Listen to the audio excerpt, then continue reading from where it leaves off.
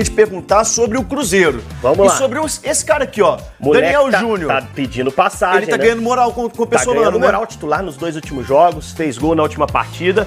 Competindo bem com o Nicão, né? Que foi uma contratação de peso. O moleque tá muito bem. O Daniel acho que tem uma margem ainda pra evoluir muito mais. O Pesolano já o conhece bem da temporada passada. O momento do Daniel é bem interessante, Marcelo. Valeu, bichão, muito obrigado. Valeu. Ô, gente, sobre o Daniel Júnior, muito cabelo, bateu um papo com ele, o cara tá vivendo uma fase nova na vida, tá?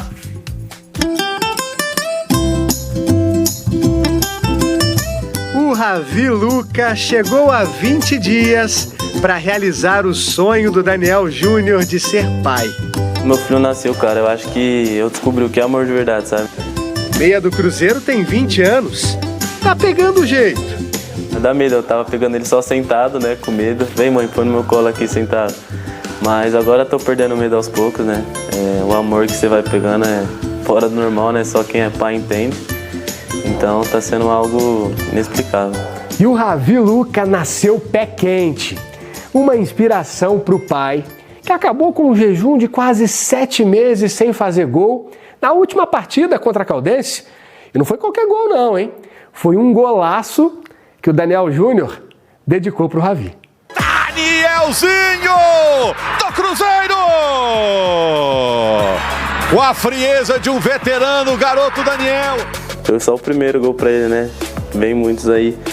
Reparou que na comemoração do gol, ele tampou os ouvidos? Eu vi aquela comemoração ali e falei, se eu fazer um gol, vou fazer ela pra me blindar.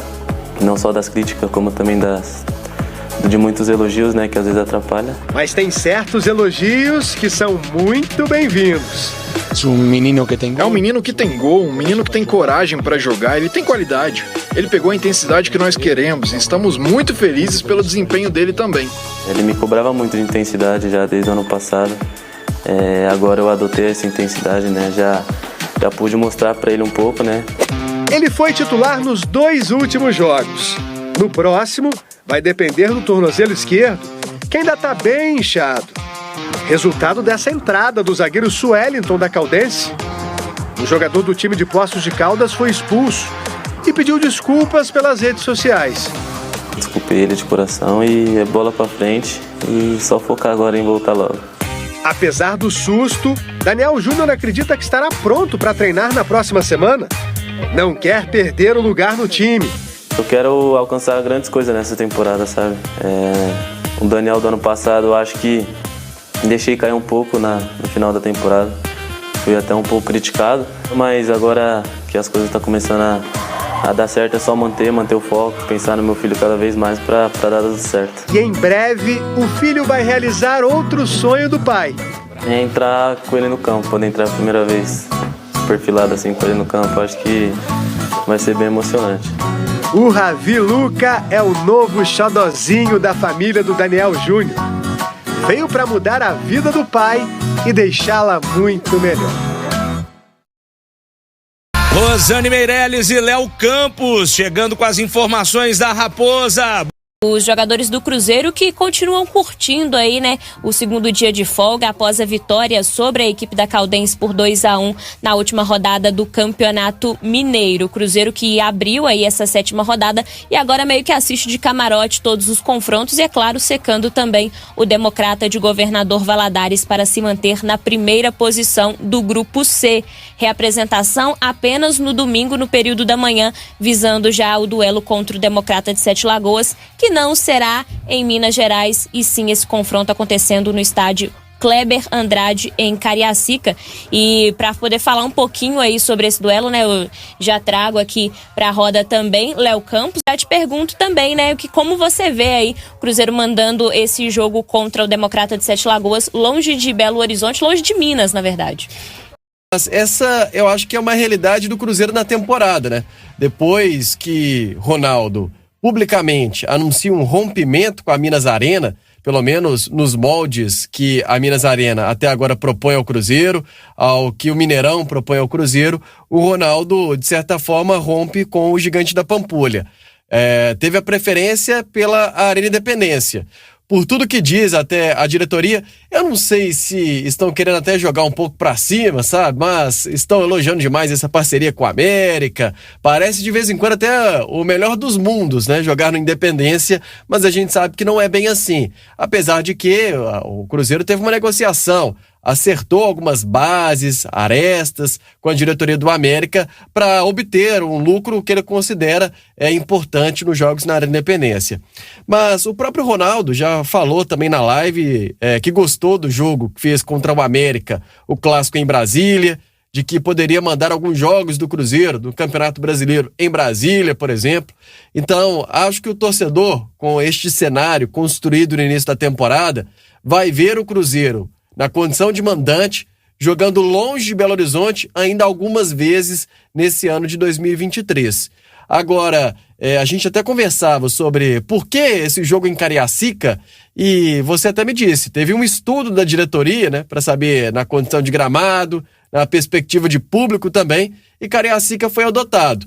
Enfim, é um jogo importante, né? O Cruzeiro precisa da vitória para depender só dele, e olhe lá, para conseguir essa classificação à semifinal do Campeonato Mineiro. A diretoria sabe disso, o Pesolano também, tanto é que nem inventou no último jogo, muito pelo contrário, repetiu a escalação no último jogo.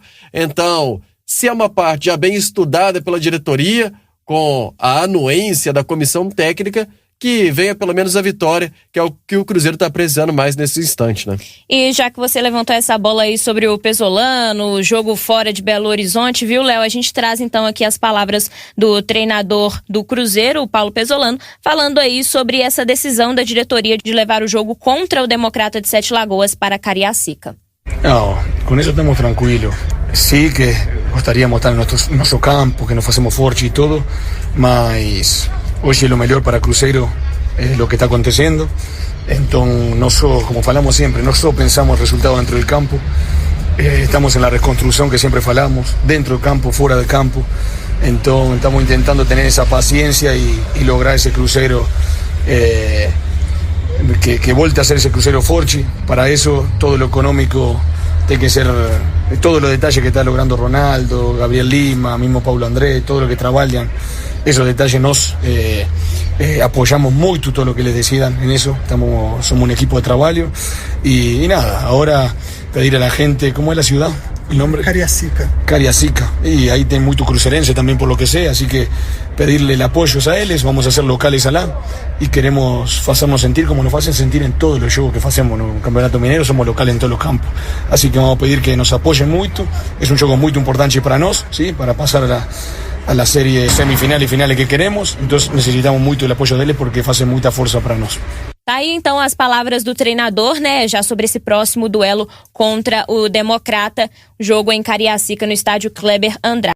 Até já pensando então nesse próximo duelo, a gente tem a dúvida se o Pesolano vai repetir esse time. Então, se ele vai ou não, a gente vai ficar sabendo ao longo aí desta semana. Mais uma dúvida em relação ao meia Daniel Júnior, que saiu da partida contra a Caldense, né, por causa de uma entrada violenta aí do zagueiro Suellington da Veterana no seu tornozelo esquerdo, ficou bastante inchado, saiu mancando, mas o Pesolano disse na coletiva após esta partida que não era assim um assunto tão grave, que ele não se preocupava muito com relação ao Daniel Júnior pelo que ele viu ali após o jogo, mas também pode ter a opção do Nicão de volta ao time titular, e a gente também fica na expectativa se o lateral direito William volta a ser relacionado pelo Pesolano. Ele só jogou contra o América os 90 minutos, depois ficou aí aprimorando a parte física, Léo. É uma pena se o Daniel Júnior não tiver condição de jogo, para ele, né, porque ele ainda busca uma sequência no Cruzeiro, uma sequência de boas atuações.